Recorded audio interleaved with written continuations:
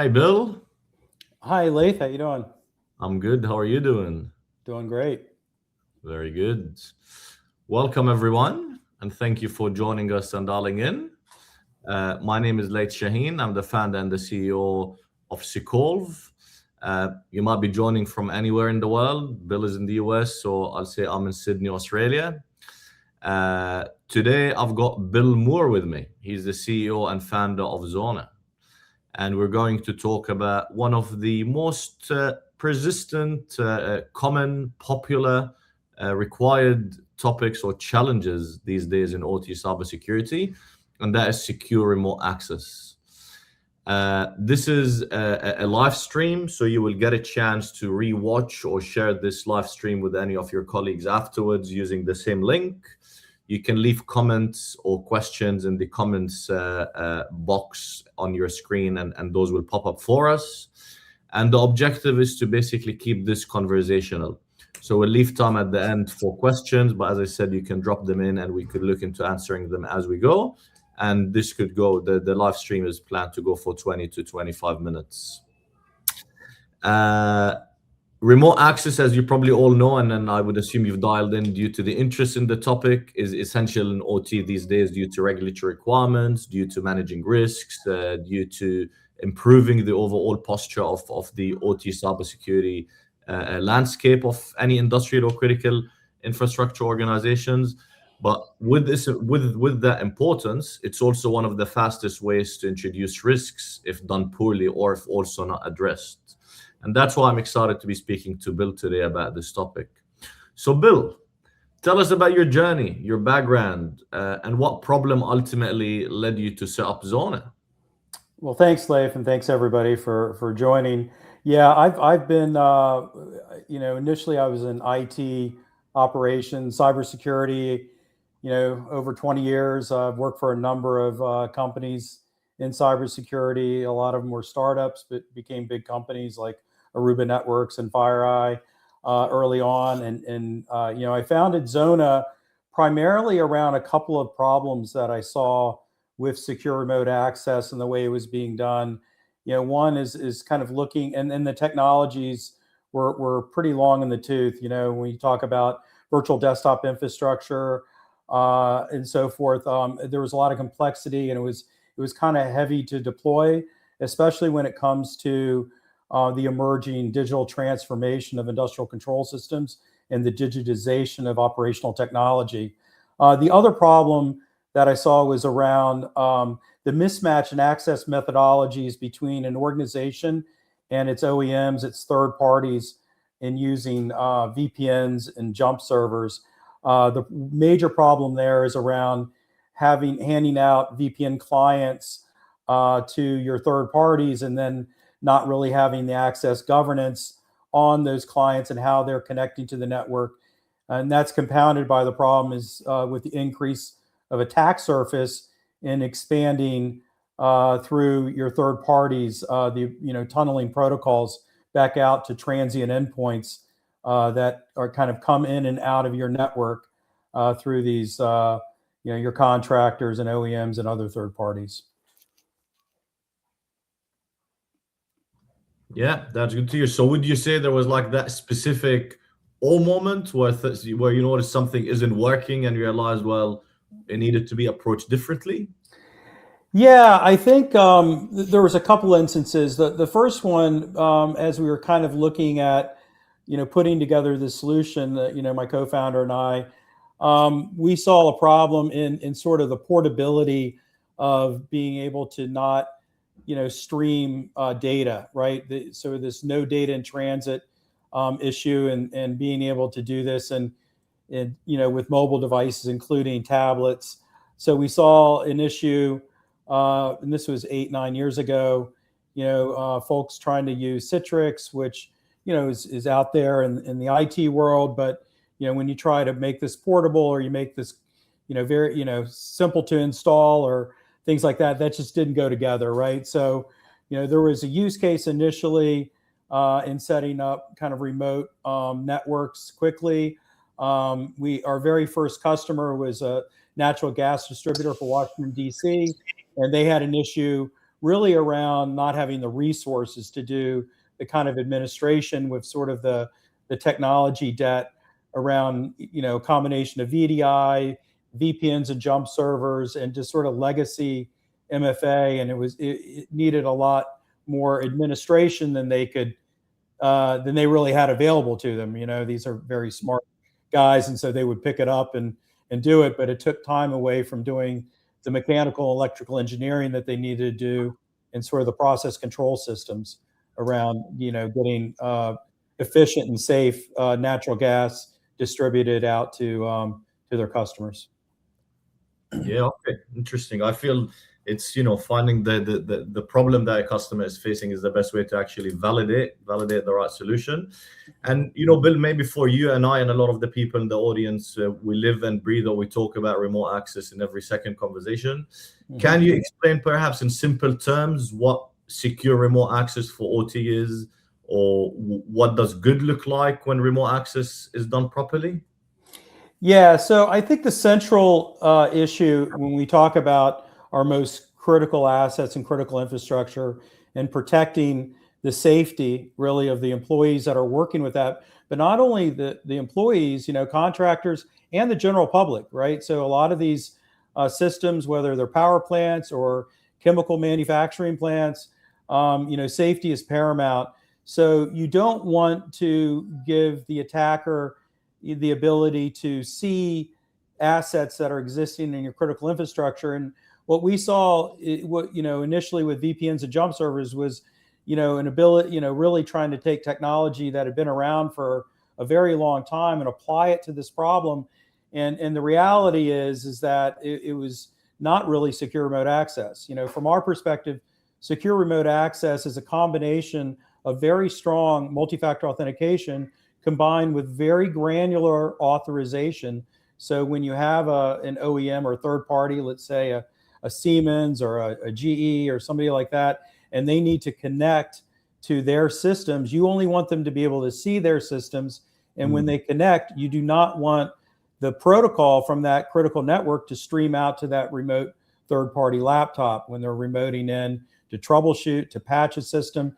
You want to keep those protocols local. So from our perspective, secure remote access is strong authentication, MFA, with granular authorization combined with protocol isolation to the asset and the ability to do time-based and role-based access controls, and also do user access recording. So you can watch a movie after they've done it exactly, what they did on that particular critical system. So that's probably a little different definition than people would have had certainly 10 years ago and really even 5 years ago in many cases. Yeah. And Bill, as you know, Secolve has, for instance, a video-based OT cybersecurity awareness solution. And the biggest driver for organizations we see for doing such a control is compliance.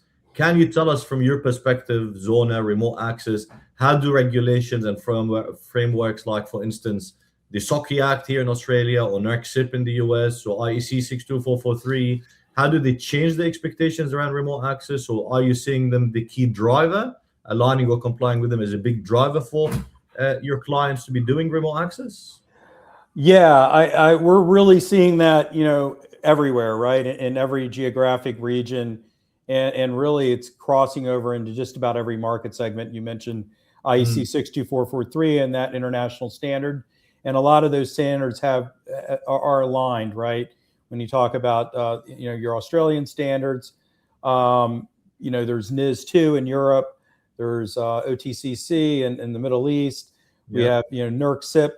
So what we've seen is a combination of the maturity of those compliance standards, and really a lot of them are, they have teeth, right?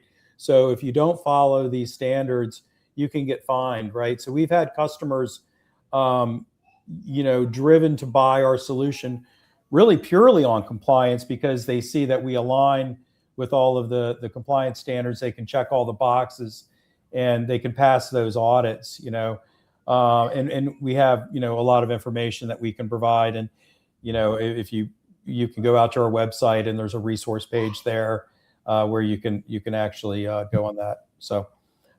Yeah. Yep. You mentioned earlier safety, right? And safety is obviously the number one priority in OT.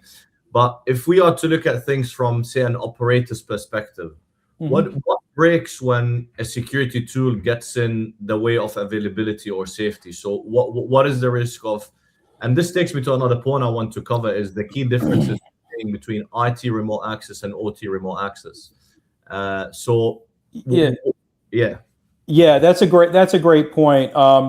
You know, I alluded to earlier sort of the complexity that we see in IT, and sometimes that complexity, you know, and the security can get in the way if things are not working correctly, and a lot of times with the, you know, the legacy technologies that are out there, there's a lot of integration points, and when you have more technologies and more integration points and things like that, there's more room for things going down, right? So we when we talk about OT, you know, we also think about, you know, high availability of the systems and making sure there's redundancy in there for access in.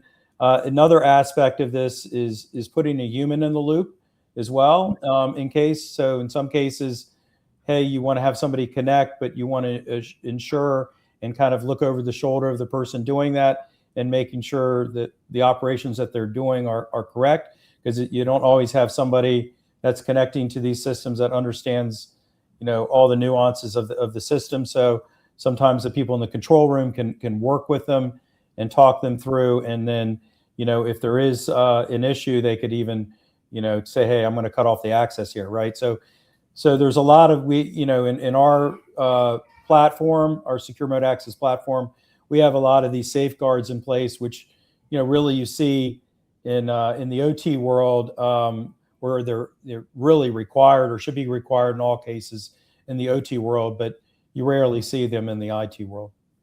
Yeah, absolutely. And again, we see this regularly with the energy, manufacturing, transport operators that we speak to every day. And if you were to say in the audience here, there's someone who's planning to go back, or remote access is something on the radar, what would you say the 2 or 3 red flags, or would you recommend as the 2 or 3 red flags they should look for in their current remote access setup if they were to go back to their organization after this chat and go, well, let me check this? Yeah, I think, you know, one of the key differences here, and one of the problems that we see over and over is around the third-party access. You know, in IT, you know, third parties are kind of adjacent or, you know, additional to sort of your organization's employees' access to their business systems. In OT, it's really all about the third party. And so, you know, really what we've kind of looked at and really we've seen is a problem that's the biggest problem I've seen is really a lack of access governance of all the third parties coming in, and, you know, really not knowing when or what they accessed and what they did when they connected to those systems, right? There may be those controls through their, you know, your corporate IDP and through corporate controls and things like that. But when it comes to third parties, it really is, you know, becomes problematic for a lot of folks. So I think I would look at, you know, the access governance for your third parties. I think you said 2 or 3. Another one would be, do you have the ability to limit the attack surface or reduce your attack surface by not allowing tunneling protocols outside of your OT network? So not allowing web or RDP, which is used in 90% of ransomware attacks, right? And we see it over and over. It gets tunneled out through a transient endpoint, through a VPN tunnel, because at the end of the day, out of that endpoint, that gets decrypted.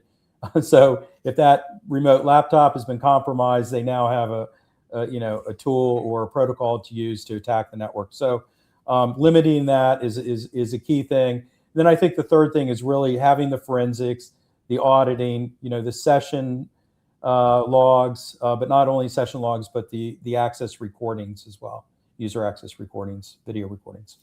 Yeah, I agree. Yeah. And having thought about this as well, and again, coming past it regularly, I think one of the key elements as well, or risks, is that lack of visibility into what vendors are doing, and the engineering sharing credentials for the various workstations. And I think this sort of fixes it all. So again, you know, going to the point to build that remote access is a big control these days. It's a big requirement on any uplift journey.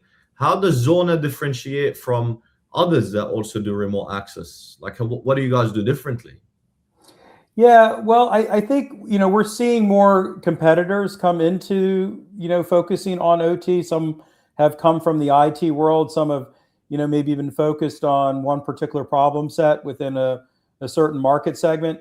We welcome all the competitors that are coming in, and some are, coming at it from different angles. I think what really has differentiated us in the market is really, our very first customer was an OT customer, and we worked with them and built our solution for their problem set very specifically.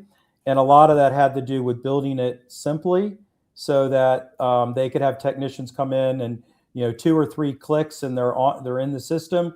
And simplicity doesn't necessarily mean it's not cyber secure, right? We focus very strongly on making sure that we not only have the simplest to install, the simplest to integrate, but also the most secure solution and platform on the market. So I think those are the things that really differentiate. And we like to pride ourselves on being the best listeners for our customers. So when they go into a problem set, I kind of put on my sales engineer hat. I used to be SE for several years, so I love listening to the problems and finding out sometimes there's a need for a more creative way, and we like being flexible and looking at problems as they come up and finding elegant ways to solve them. So with that background, do you get your hands dirty with the development side of things? Do you get on the other side with the developers, or? No, as we've grown, a bit more on the business development and the strategic side. I have quite a few people that give better demos than me. And several years ago, I was given a lot of demos, but we now have really great people that can give product demos and things like that. So so I learn from them sometimes too. So it's good. Yeah. By the way, I want to encourage anyone in the audience, if you have any thoughts or questions or comments, please share them. That's again, that's why we tend to do a live stream, to hear from everyone and make it conversational. But I've got an interesting one, Bill. It's not really one maybe I personally actually haven't thought of before the call, but one key thing that we're seeing, regardless of whether it's remote access, it's training, it's professional services, is a procurement side of making decisions, right? Like what procurement looks for, supply chain assessments that get performed on a specific tool or product prior to procuring. Would you say, if there are here any specific decision makers in the audience who are looking to procure a secure remote access, what would you say the biggest hurdle that you see when it comes to procurement for such a solution, given that it's again, it's a key control that's going to have access to the best of the crown jewels in any organization? Any thoughts or tips there around the procurement side of what to look for to make the conversation easier for them? Yeah, I mean, well, from our company perspective, obviously we put together a lot of requirements, sort of what we call, sole source justification, things where we have all kind of our unique differentiators, things like that could help, in the process. But when it comes to, convincing the sourcing folks, and, I think really we have some anecdotal evidence that we can really save. A lot of this depends on the use case, but we really believe not only are we reducing your risk of ransomware and other things from that perspective, but there's a lot of operational efficiencies that can be gained by having simple solutions that have light administration, in that doing truck rolls and things like that out to remote sites. We see this a lot in maritime. We see it a lot in sort of the build out of energy infrastructure, whether it's renewables, wind, solar, and so forth. We see a lot of that where there's been justification where they estimate the cost of a truck roll out to these sites to do maintenance, and then being able to do 80-90% of that maintenance remotely, while also meeting the compliance standards of NERC-CIP, and and others. I think that's that's something that can kind of win there, right? Because you can have kind of a win-win situation where, hey, we're reducing our risk of being hacked, as well as reducing operational costs. Yeah. That's again really. It's a good point, and it takes me probably to one last question before we wrap up, and that's mainly around what hurdles then do you see when you're speaking to the decision makers, or things that are limiting them from proceeding or making decisions on the right tool, or do we actually need to deploy a secure remote access tool? What I mean by this, Bill, is in most conversations, cybersecurity we see is what drives the conversation for tools, but then cybersecurity depends on organization's operating model. Cybersecurity needs to work with the engineering team, with the assets team, to get things in place. So do you feel that when this conversation gets taken to the engineering team or to the OT team, that certain hurdles get faced or certain objections get provided to the cyber team? Yeah, I kind of look at it historically. It's been a little bit the other way, right? Because we really a lot of times have gotten the OT people on board. They recognize they need something a lot of times that's simpler, and then we go from there. From the SCADA supervisor, control systems engineers, over to the the cybersecurity people. A lot of times it's a security architect that's kind of responsible for making sure what's done on the OT side meets their compliance and cybersecurity strategy and goals. Yeah, I mean, one of the things that I think it can be challenging with small organizations that are still early in the maturity life cycle. What we like seeing is sort of that director level of OT cybersecurity person, because they're generally somebody that sits between the OT infrastructure and understands those requirements, and the CISO who ultimately gives the approval to buy, right? So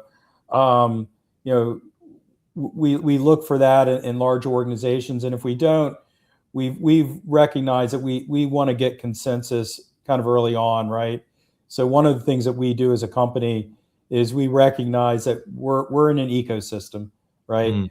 We sit between the internet or the IT systems and the OT world. So we integrate with the OT visibility solutions, whether it's Dragos, Nozomi, Forescout. There's a number of them, and make sure that we can kind of work with them through our open API to provide more active defense, more real-time decision making on access by understanding the context, and as new vulnerabilities come up, we can take action on that. So we've done integrations there. We understand people have SIMs like Splunk, so we'll send our logs up to Splunk, and people can create Splunk apps for our solution. We understand workflow, so ServiceNow is an example of an integration we've done. And we know there's privileged access management solutions on the IT side, such as CyberArk, and we've done integrations with them, even though there may be some competitive overlap here and there. So, we've integrated with Palo Alto Networks, in file transfers, and being able to check malware checks with their Wildfire solution. So, we want to coexist with and really make your existing investment, better, that you have in your existing IT or OT cybersecurity ecosystem of tools. Yeah. Well, as I always put it, we are all on the same, all in the same game, or fighting the same for the greater good. So regardless of what you use or what tool, it's about the ecosystem, about the community, and about doing something regardless of which path you go in. So it's about complementing capabilities rather than necessarily replacing capabilities. That's right. Brilliant. Cool. Well, Bill, this has been very helpful. Conscious of time, thank you for breaking it down. I'm not sure if I shared earlier, but there would have been a QR code popping on the screen. So if anyone wants to find more about either Secolve or Xona, or would like to continue the conversation, please feel free to reach out to myself or Bill. Similarly, if you have any questions that you didn't ask, feel free to flick them through. But Bill, thank you again for sharing your thoughts, and thank you everyone for joining. And we look forward to hopefully seeing you on the next live stream. Yep. Thank you, Laith. Really appreciate the questions and great conversation. And thanks everybody for joining. Brilliant. Thank you. See you. Thanks.